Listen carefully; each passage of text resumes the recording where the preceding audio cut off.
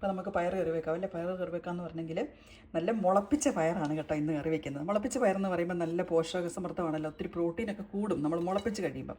എന്നാൽ വലിയ ചിലവുണ്ടോ അതുമില്ല. നമ്മൾ വെള്ളത്തിൽ ഒരു രാത്രി ഇട്ട് കൊടുക്കുന്നു, പിറ്റേ ദിവസം ആകുമ്പോഴത്തേക്കും ചെറുതായിട്ട് ഇതുപോലെ മുളയ്ക്കാൻ തുടങ്ങും. ഞാൻ എന്നാ ചെയ്യുന്നതെന്ന് ചോദിച്ചെങ്കിൽ അന്നേരം ഒന്നും കൂടെ വെള്ളം ഊറ്റിക്കളയും, എന്നിട്ട് കുറച്ചും കൂടെ വെള്ളം ഒഴിച്ച് അങ്ങ് വയ്ക്കും. അത് കഴിയുമ്പോഴത്തേക്കും അത് കഴിഞ്ഞിട്ടാണ് ഞാനിത് പിറ്റേ ദിവസം വൈകുന്നേരം ആകുമ്പോഴത്തേക്കുമാണ് ഇതുപോലെ ആകുന്നു കേട്ടോ. ഇത്രയും നന്നായിട്ട് മുളയ്ക്കുന്നത്. ഇനിയാണ് ഞാനിതിനെ കറി വയ്ക്കുന്നത്. അന്നേരം നമുക്ക് വേവിൻ കുറച്ച് മതി. അതായത്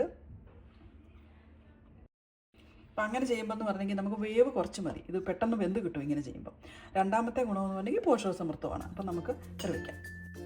ഇതൊന്നും ഇങ്ങനെ വെക്കുമ്പോൾ നമ്മൾ കുക്കറിൻ്റെ അകത്തൊന്നും ഇടണ്ട, ഇത് വെറുതെ ഇങ്ങനെ വെച്ചാൽ മതി. നമ്മൾ പാത്രത്തിലേക്ക് ഇട്ട് കൊടുക്കുന്നു, കുറച്ച് വെള്ളം ഒഴിച്ചു കൊടുക്കണം.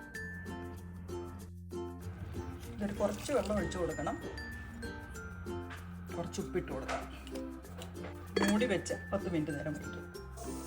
ഇത് നമ്മുടെ 10 മിനിറ്റായി. പയർ വെന്തിട്ടുണ്ട്. ഇനി നമുക്ക് പയറിനെ മുലത്തിയെടുക്കാം.